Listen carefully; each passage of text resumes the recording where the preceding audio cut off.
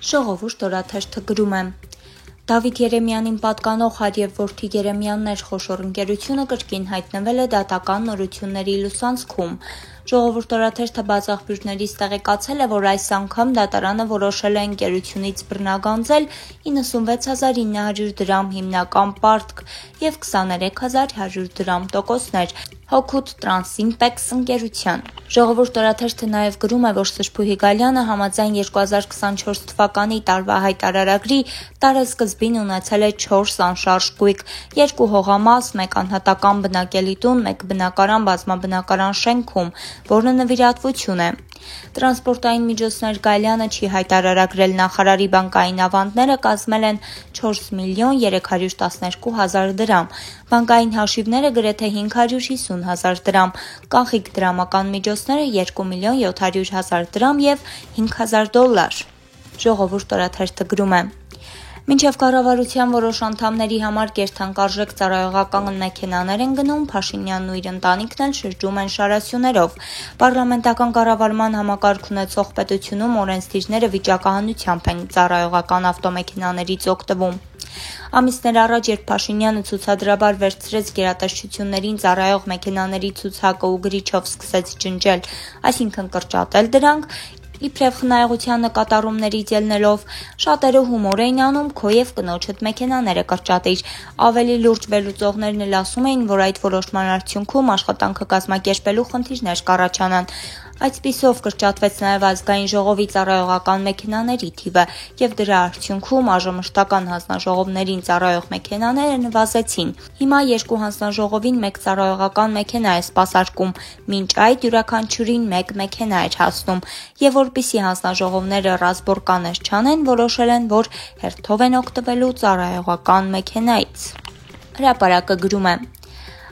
Առաջինատյանի ընդհանուր իրավասության դատարանի նախագահի պարտականությունները կատարող Ժորա Չիչոյանի հրահանգով Երևանի առաջինատյանի բոլոր դատարանները իրենց բոլոր դատավորներով հանդերձ 1 շաբաթ շարունակ պետք է հերթապահեն դատարանում։ Նման բան մեկ էլ եղել է, երբ Սամվել Կարապետյանին էին ձերբակալում։ Հավանաբար դատարանի նախագահ Մնացական Մարտիրոսյանը մտածել է տրցակներով միջնորդություններ են բերելու, բոլոր դատարանները հերթապահեն, որ հասցնեն կալանքի սանկցիաներ տալ։ Հիմա 12 հոգևորականի են բերման ենթարկել, թերևս կանխատեսում են, որ շատ միջնորդություններ կլինեն։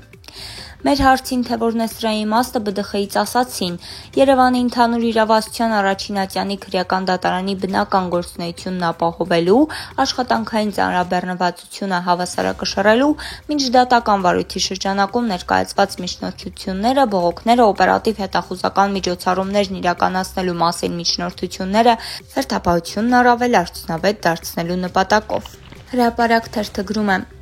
Թեպետ վաղ շաբաթի դիմընտրությունների պաշտոնական քարոզարշավը դեռ չի սկսվել, սակայն իշխանությունը տևական ժամանակ է ինչ քարոզարշավ է իրականացնում։ Մեզ պատմեցին, որ Արմավիրի մարզպետ Վահրամ Խաչատրյանը մարզպետարանը վերածել է նախընտրական շտաբի, բան ու գործը թողած ողջ օրը էջմիածնի ընտրություններով է զբաղված։ Իր մոտ է կանչում վաղաշաբաթ խոշորացված համայնքն ընդգրկող համայնքների ավտորիտետներին, համայնքի ղեկավարներին ու թիվ պահանջում, ով որքան ձայն կարող է ապահովել ՔՊ-ի թեկնածու Արգիշտի Մեխակյանի համար։ Հաղթանակի դեպքում խոստանում է պարգև, ում ինչ հարկավոր է։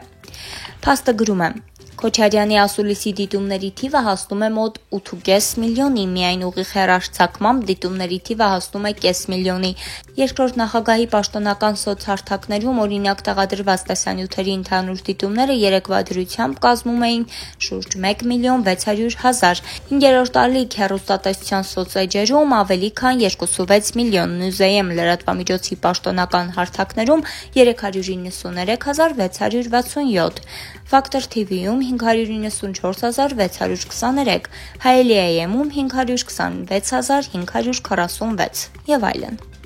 Այս և այլ մանրամասներին տեղեկանալու համար հետևեք Օրագիր Նյուզին։